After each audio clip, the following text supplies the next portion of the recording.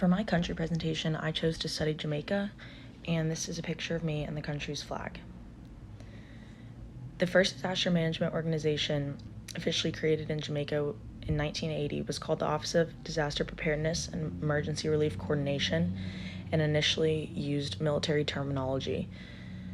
In 1993, it was renamed the Office of Disaster Preparedness and Emergency Management, and it is divided into multiple branches and based on the United Nations Disaster Relief Plan.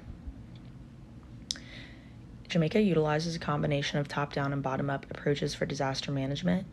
The response to events is determined by how many individuals that an event affects. For example, if the event affects less than 20 people, the local level, called the Parish Disaster Committee, will respond, and in cases with more people, the OPDEM will provide aid from the national level.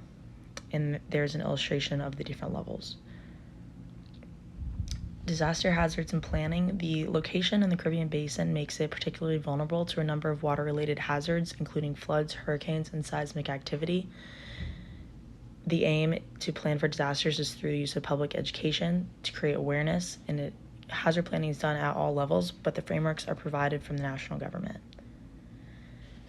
Participants in disaster management in Jamaica include the National Emergency Operations Center and the Parish Emergency Operations Center, which will be activated depending on the number of individuals an event affects.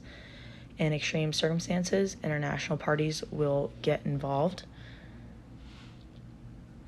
Potential obstacles to disaster management in Jamaica include no legal enforcement and a lack of funding. The severe lack of funding in many developing countries seriously undermines mitigation efforts, where a lack of resources that prevent the country from taking measures to reduce the severity of the hazard risks. Influential disasters in Jamaica include Tropical Depression 1, which created ODPERC and a plan for floodplain mapping, but there is a serious lack of funding to complete this project.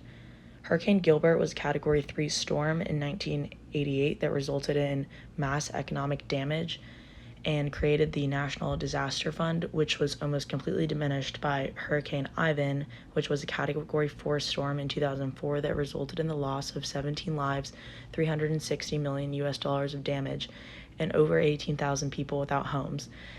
And it created the Office of National Reconstruction and attempted to create a national communications network that would allow the entire island to communicate in times of national emergency, but there is still a serious lack of funding to complete these plans. Here are images from Hurricane Ivan and Hurricane Gilbert. As you can see, there's a lot of damage to infrastructure.